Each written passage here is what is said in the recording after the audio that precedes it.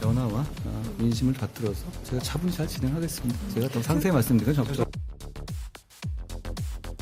출근길에 당직 인사에 대해 묻자 변화와 민심을 얘기했습니다. 친윤 인사로 꼽히는 정점식 정책위의장의 거취 이야기로 해석이 됐죠. 오늘 아침 최고위 분위기도 묘했습니다. 다들 한마디씩 하는데 정 위의장은 침묵을 지켰기 때문입니다. 특별히 정책에 관해서 말씀드릴 게 없어서 발언 안 한 것. 우유 좀 합시다. 어제 서범수 사무총장이 일괄 사퇴를 좀 주문했는데 어떻게 생각하세요? 그 부분에 대해서 답변드리지 않겠습니다.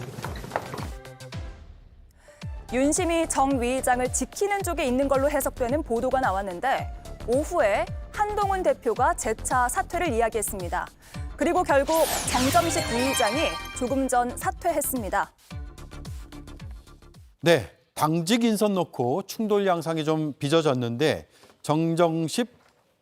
발음이 어렵습니다. 죄송합니다. 정점식 정책위 의장이 저희 방송 시작 직전에 사의를 표명했거든요. 현장 영상 잠깐 보겠습니다. 저는 이 시간부로 국민의힘 정책위 의장직에서 사임하고자 합니다. 고민을 많이 하고 원내대표와 상의도 많이 했습니다. 그래서 결국은 우리 당의 분열을 막기 위해서는 제가 사퇴하는 게 맞겠다라는 생각을 가지고 오늘 이 자리를 마련하게 되었습니다. 그 이전에는 제가 어느 누구로부터도 저희 거취에 대해서 이야기를 들어본 적이 없습니다. 김전 의원님, 결국 한동훈 대표의 의사를 받아들인 거라고 보면 될까요? 뭐 그렇습니다.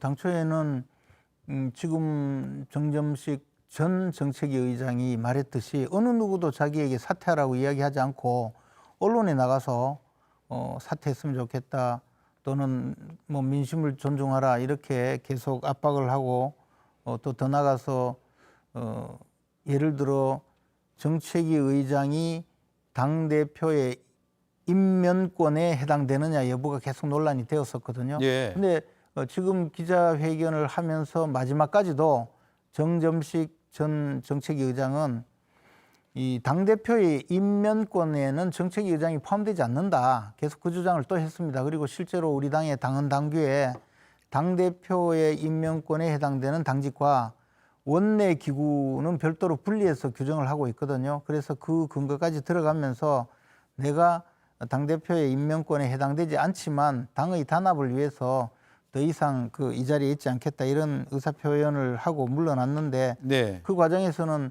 한동훈 대표가 오늘 오후에 실질적으로 사퇴를 요구하는 발언까지 하게 되었고 그러니 이제 더 이상 이렇게 계속 갔다가는 여러 가지 문제가 커질 것 같다는 그런 판단을 한 것 같습니다. 임면권은 대표한테 있는 게 맞아요?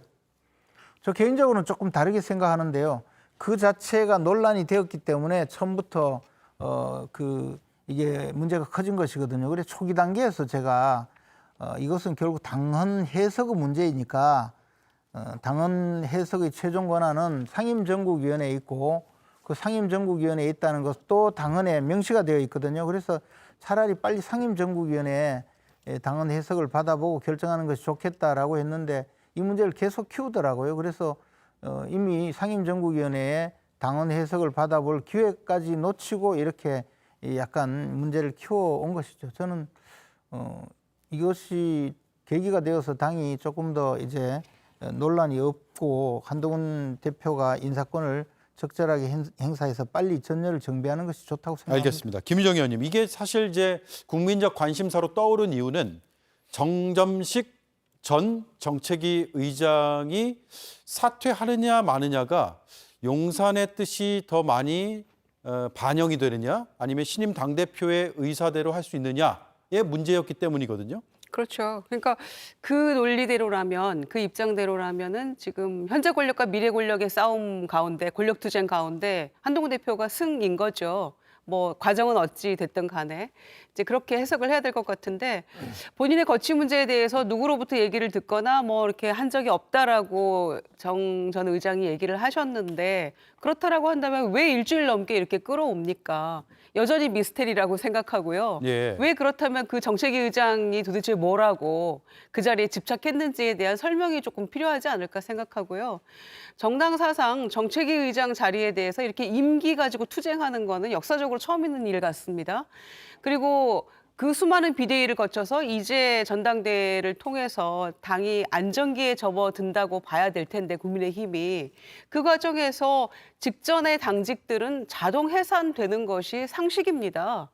어느 당이든 간에. 그리고 새롭게 당 대표가 그 당직 어떤 구상을 가지고 임명을 하는 것이죠. 그게 여태껏 다 어느 당이건 해왔던 것이었는데 왜 유독 이 정책의장 자리를 놓고 이렇게 벌써 지금 일주일 넘게 8월이 돼버렸잖아요. 7월 23일 날 전당대회를 했는데 이렇게까지 가는 것인지에 대해서는 참 이해하기가 어려운 상황이다. 그렇기 때문에 7월 24일 날 삼겹살, 모듬쌈 뭐 먹으면서 러브샷하고 굉장히 뭔가 엊그제도 화기애애한 뭐 네. 그런 독대니 이런 얘기 나왔습니다마는 결국에는 아직도 굉장한 거리가 있는 것이고 봉합이 되지 않았구나라는 것을 입증해주는 그런 장면이 아닌가 생각하고요. 그래서 앞으로도 조금 쉽지 않겠다, 가시밭길이겠다라는 생각이 드네요. 네. 자, 이틀 전에 윤석열 대통령과 한동훈 대표가 만났고요.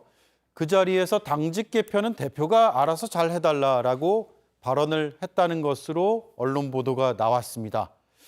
그리고 나서 대표가 알아서 잘 해달라. 저 말이 무슨 의미냐? 정말 알아서 하라는 얘기인지 아니면 알아서 잘 판단해봐라. 다른 뉘앙스가 있는지 굉장히 분석들이 다양했거든요. 결국 저 메시지는 대통령의 뜻을 잘 반영해라라는 뜻으로 읽힐 수도 있는 거 아니었어요? 여러 가지 해석이 있었죠. 대통령의 뜻에 따라 좀 따라달라라는 사실상의 지시를 했다는 얘기도 있고 반대로 대표의 뜻에 따라 힘을 실어주는 측면도 있었다. 이렇게 두 가지 해석이 있었는데 아무튼 사퇴를 했기 때문에 후자에 가깝다고 평가하는 게 맞겠죠. 근데 앞서도 말씀하셨습니다마는 지금의 이 집권당의 행태에 대해서는 분명하게 우리가 지적해야 됩니다.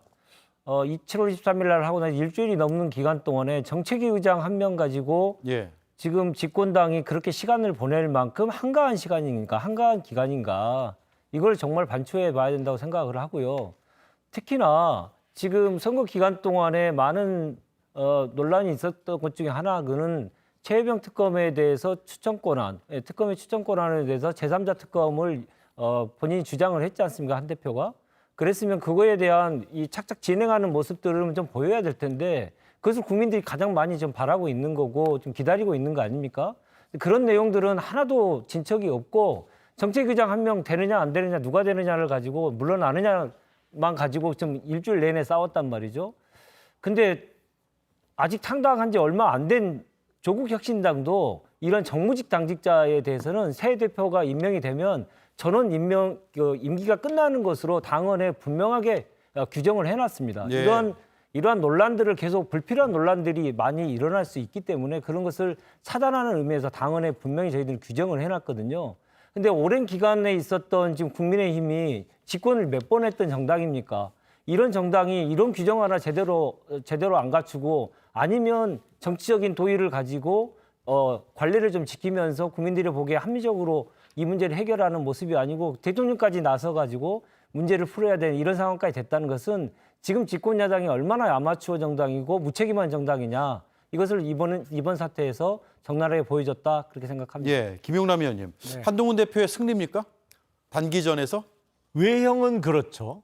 근데 깔끔하지는 않아요. 예. 왜냐하면 전당대회에서 뽑힌 당대표가 당직 인선과 관련해서 사실은 준비가 돼 있어야죠. 그래서 7월 23일 날 당대표로 선출된 직후에 뭐 그 다음 날이든 다음 날이든 임명직 당직자와 관련해서는 일괄 발표하는 형태로 빨리 체계를 갖추고 일을 하는 모습을 보여줘야 하는데 예. 지금 제 기억으로는 당대표 비서실장 한 명 임명하고는 한참 있다가 사무총장 발표를 했거든요. 예. 그리고 이제 오늘 정책위 의장 사퇴가 나온 거예요. 그 사이에 뭐 지명직 최고위원도 아직 빈자리고 대변인단도 안 바뀌었단 말이죠. 그러니까 당직 한 명씩 교체하는데 벌써 열흘을 소비한 것이고 당직 인선이 끝나는 데까지 얼마나 더 걸릴지 모르겠는데 네.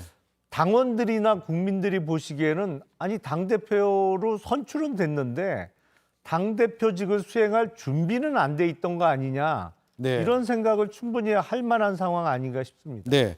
자, 마지막으로요, 김재현님. 그래서 앞으로 여러 당직들 임명할 수 있는 자리들이 좀 남았잖아요. 네. 계속 이런 일이 벌어질까요? 아니 그런 일이 벌어질 일이 없습니다. 그래요? 왜냐하면 정책위 의장의 경우에는 우리 여러분들이 말씀하시지만 이게 이제 우리 당이 제가 정책위 의장으로 선출될 때만 해도 경선을 통해서 선출을 했거든요. 그런데 그것이 정책위 의장이 좀 더 전문성을 갖추자 해서 당대표가 원내대표와 협의해서 임명을 하되 의원총회에서 그 추인을 받도록 했거든요. 예. 그전에는 의원총회에서 선출을 했습니다.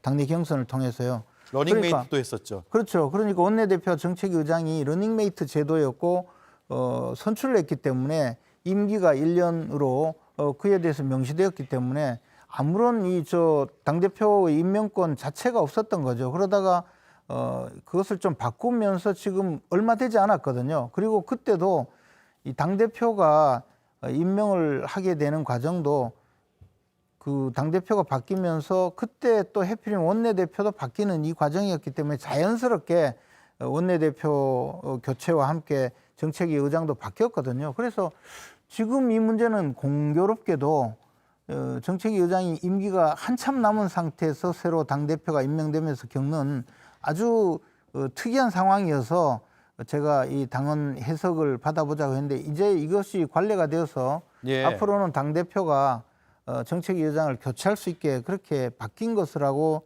생각을 합니다. 알겠습니다. 그리고 나머지 당직은 자연스럽게 그냥 교체를 하는 그런 과정이 될 거라고 생각을 합니다. 네, 여기까지 하죠.